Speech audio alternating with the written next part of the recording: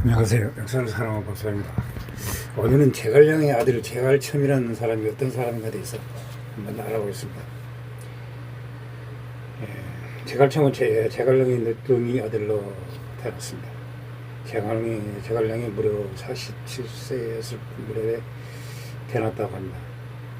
나에서 볼 수 있듯이 제갈량에게 오랫동안 친자가 없었습니다. 형인 제갈근이 차남인 제갈교를 영제로 되었습니다. 제갈교는 아들로 제간반 하나만 남긴 채 일찍 죽었습니다. 훗날 제갈의 일적이 물문되고 제갈씨가 복권되면서 제갈은 통으로 가서 제갈근이 가문을 이겼다고 합니다.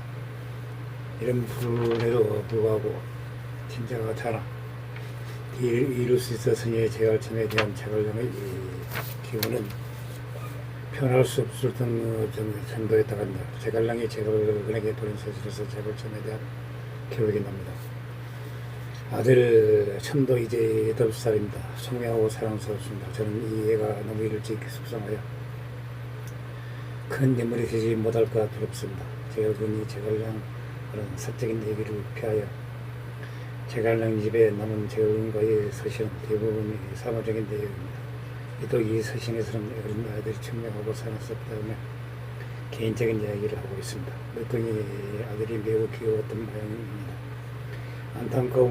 안타까운 부분이라면 제갈량이 이 편지를 보낸 게 다름 아닌 234년 2월, 즉 제갈량이 사망의 반년 전이었다는 것입니다. 제갈량이 대원을 이끌고 마지막 북벌을 위해 야국을 지나면서 제갈근에게 보낸 서신입니다.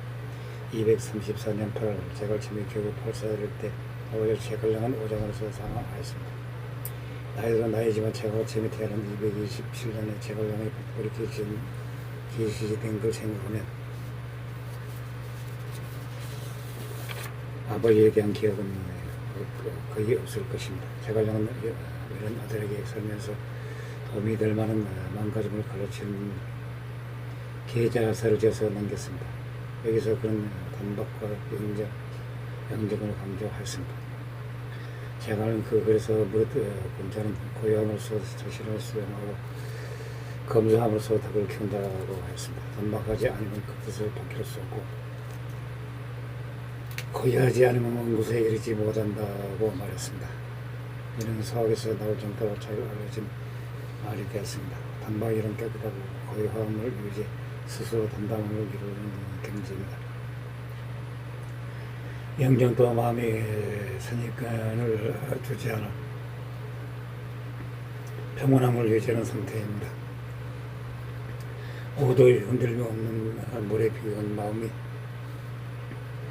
경제라고 할 수 있습니다. 마음 상태가 담당하지 않으면 뜻을 제대로 세울 수 없고 예의 선입견에 휘둘러 마음을 잡지 못하면 온전포 목표 또한 이룰 수 없다는 것입니다. 이런 뜻을 심하게 포함한 유의명의 명구는 단박 명지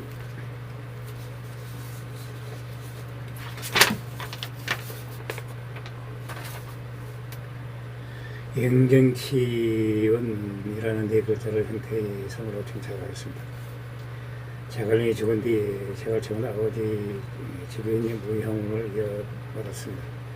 청자 차후의 그 인재로 대해 기대를 모았습니다. 촉수와 제갈은 전에 포록된 제갈첨에 대해 하면 제갈첨은 글과 그림에 능하고 기억력이 뛰어났다고 합니다. 제갈량을 좋아하는 측인들에게 특히 기대받아 제갈첨의 제주와 천명을 사랑하였습니다. 이 서기 243년 17살의 제갈첨은 공격의 장가들의 유성의 불가가 되고 기도의 임명되었습니다. 243년에 오림 점장장으로 임명 다시 내려온 승진하여 사상교의 시종 상사복의 공사장군으로 보내졌습니다. 기도 이후 오림 점장장 사상교의 모두 황제의 보이직으로 전통적으로 황제의 인직들이 맡았습니다. 당시 제갈첨은 황제의 사이에서 이런 관직을 맡는 게 이상하지 않았습니다. 여러 번 승진하여 같은 구절이 등장하는 것을 보면 순식간에 거쳐간 관직은 너무 많아서 생각된 것을 있는 듯합니다.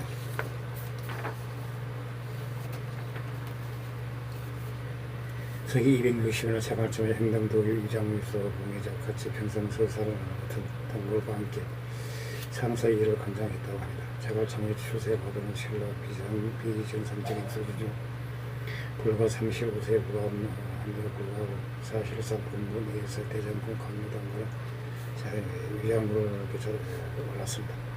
물론 하랑저 장군 사이를 그대로 적용했고 물만을 따지고 본다면 자갈점이 위장부 명대 262년은 의대 장군 이무 거기 장군 장익 후 거기 장군 여화가 자갈점보다 군무 사이의 위를 볼 수 있지만 위 행정 때 이미 장군들의 사이는 꼴대로 보였습니다.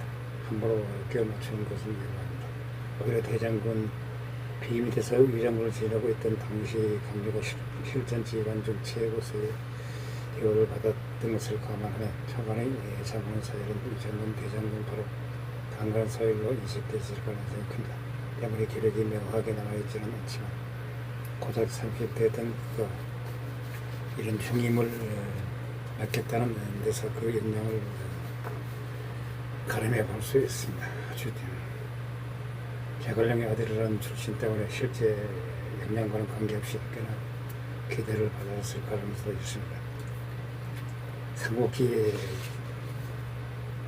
저자 진수는 삼국지의 아버지 덕에 사람들이 자갈을 체험이 하지 않는 미술도 그 옆쪽으로 부르는 경우가 많았다고 기록하고 있습니다. 매번 조정에 선정이나 좋은 일이 있으면 비록 자갈청에 제안한 일이 아니더라도 백성들은 모두 서로 전하며 말하기를 자갈청이 한 일이다라고 했다고 합니다. 이로써 아름다운 명성하고 가관한 정착의 그 실제를 모셨다고 합니다.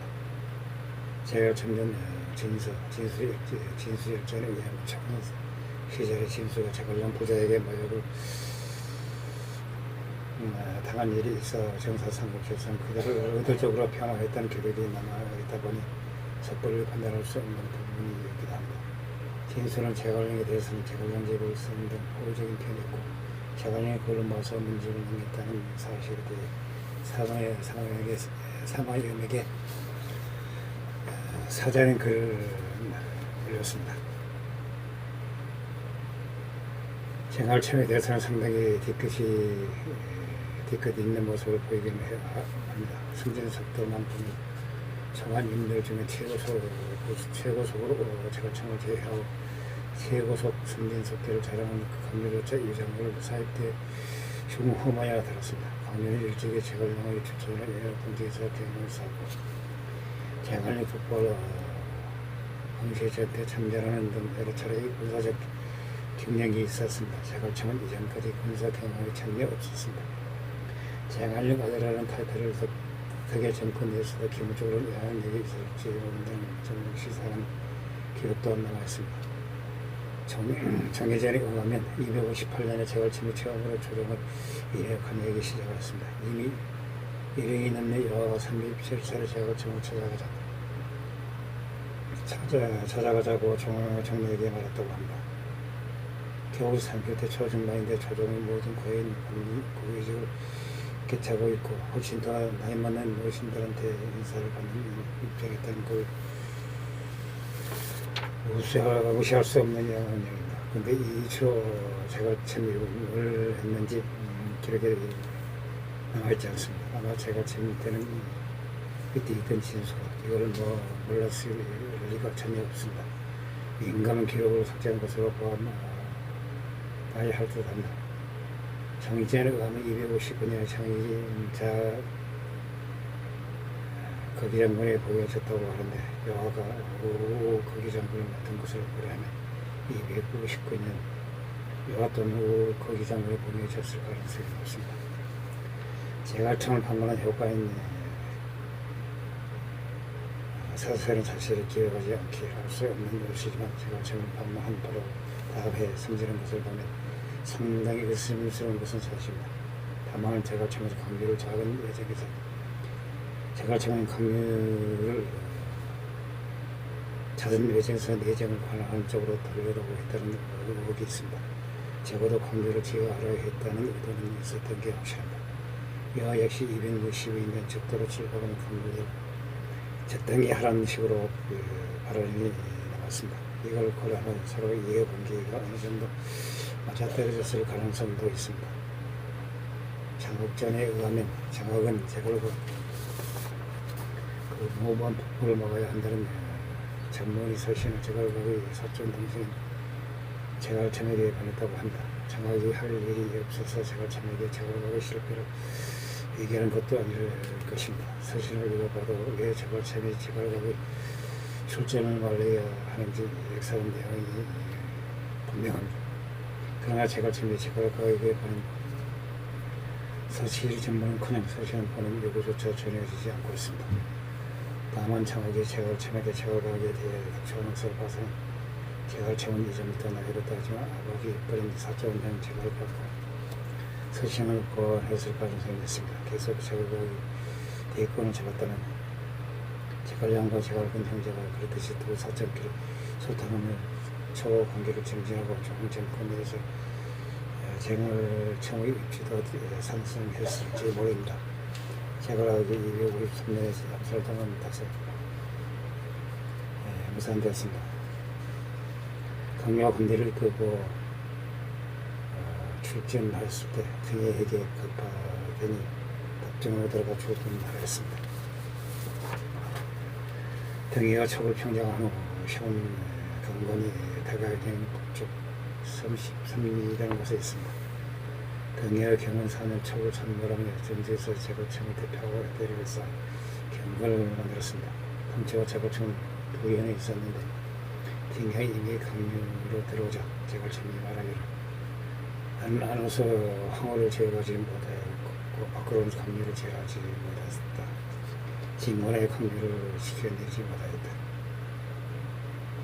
내게 이 세 가지 제거에 애쓰니 무슨 면모 대략하겠느냐. 마침내 민족에서 사람의 다리를 밥 먹고서 싸우다가 부자는 죽었다. 황건, 황후가 안에서 정사를 어렵히고 검리는 밖에서 무력을 엄명하였다. 재갈참은 이를 깊이 근심하여 동굴 건강과 더불어 업무로서 강조를 대체할 것을 모의하고 유선에게 아렸다. 유선은 다르지 않았다고 한다. 처음에 강조는 떠돌다가 한단에서 다가했다. 몸속을 중한 인물을 맡아 몇 년 동안 군사를 일으켰으니 다음에는 공적을 세우지 못했다. 황후가 공주에서 분명을 잡고 우대장군 업무와 친하게 잘 지내면서 서구로 강주를 피하고 음모를 세우고자 했다. 재갈참 동굴들은 강주가 전쟁을 처하니 공이 없고 군대가 폐비하였다 하여 고적의 표를 올려 그를 소환해 입주사서로 삼고 그 병권을 빼앗으라 하였다. 적장로는 재갈참이 표를 올려 의무로 하여금 강주를 대신하도록 했다는 고소하였다. 진영하 3년 서기 347년 최고의 사관인 상거는 적장로가 말하는 것을 다음같이 설명했다. 진수의 일찍이 재갈참의 권한이 되었다가 재갈참에게 모였다고 했는데 이 일 때문에 제가 은희를 항우에 돌리며 재갈참에게 능히 바랍지 못했다고 했다.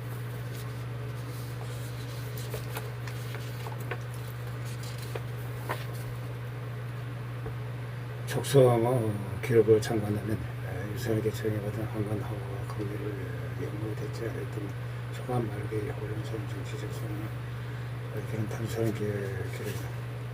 학경석후 한서 촉서 재갈량전 주석 손성의 이동기 이후의 기록 덕분에 상당히 다채로운 해석을 할 수 있게 되었다. 학경석후 한서와 이동기 모두 공통적으로 동물과 재갈참 강림을 반대의 강림의 병크를 영에게 맡기로 했다고 한다. 접서에 의하면 한국 또한 유선에게 동일한 제안을 했다고 한다. 두 시도 모두 자처되었다. 덕분에 재갈참과 동물이 강화가 결탁에 떨어지게 됐다. 그러나 주목해야 하는 점은 이 동기를 참고하며 재갈참은 강림의 한 병크를 뺏는 대신에 강림을 입지사서로 삼으라고 했다는 점이다. 강림은 그간 대장군 플러스 목상서사 겸 양주사서였다. 강림 이전 양주사서는 이연을 보내면 양주사서는 국부의 실무 책임자를 얻는다. 그에 비해 이전의 초반 제59년을 관직은 각각 대장군, 대사마, 상사령, 익주사사, 즉 장관이었습니다. 대장군 넉상서사, 익주자사는 비위를 비유했습니다.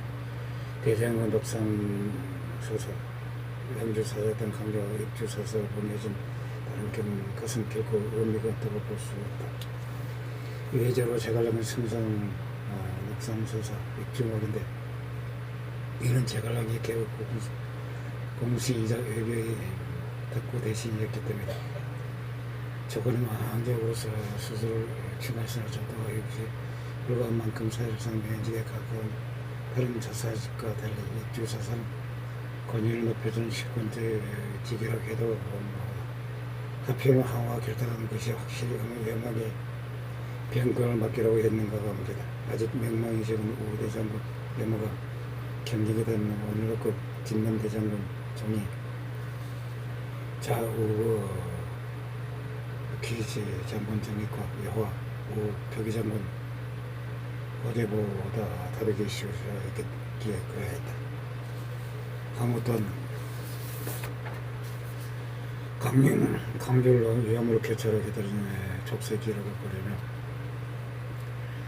강요 업무 교체 측은 의정부에서 강요 내정의 항우 둘 다 동시에 제하기 위해 내성은 제갈청과 동거리 요청으로 해석을 가지가 있다. 익주차사로 변경해 강요가 내정 권한이 변경해지면 262년에 항우를 죽일 것을 거는 만큼 항우를 경계했던 강요가 내정을 의지를 피는 아무도 볼 리가 없다. 최소한 익주차사 직분을 하는 권위 강화하는 상대에서 이익을 느껴 답정부 피신까지 했던 260년에 답없는 상황만큼은 나갔을지 모른다. 강요를 단독으로 익주사사를 봉하려고 했다면 유선의 정의를 독차하지 않는 항우의 이기감이 서는 반대를 맞설 수밖에 없었다. 제갈청과 동굴은 항우의 친한 영에게 강요의 병권을 내준다는 제안을 했을 때가 어려운 것 같다. 제갈청과 동굴의 의도가 제대했던 간에 촉서에서만큼은 항우와 단독을 강요를 결제하려 했다고 결정한 것으로 봐야 항우는 강요 영어 규칙을 좋게 받아들인 것을 같다. 더불어 제갈청과 동굴은 강요의 법을 또한 문제로 봤다. 강요의 법을 영에게 양도함으로써 법을 실수밖에 없도록 강제하는 것이라고 볼 여지가 있다. 사실하고 제갈청은 해외의 장치적 모습을 입증한 것이다. 유선이 반대로 실패로 돌았으며 앞서 언급한 모든 의도와 가능성은 증명하지 못한 채로 자초됐다. 이동계에서는 일부분 촉의 장로의 증언을 자료로 쓴다는 점에서 신뢰성을 의심할 수도 있다. 다행히 이동계에서 가장 중요한 부분인 익주사사 부책임은 장로의 구술과 상거의 보충 설명을 바탕으로 하는 기록으로 제갈청과 동굴의 병권을 연민에 주로 했던 부분이 합경 첩구와서 독자 겸증이 가능하다. 특히 신뢰를 높이는 부분은 바로 연지 사정을 잘 알고 있는 입주 출신 사관이자 하양기의 저자 상대가 장로의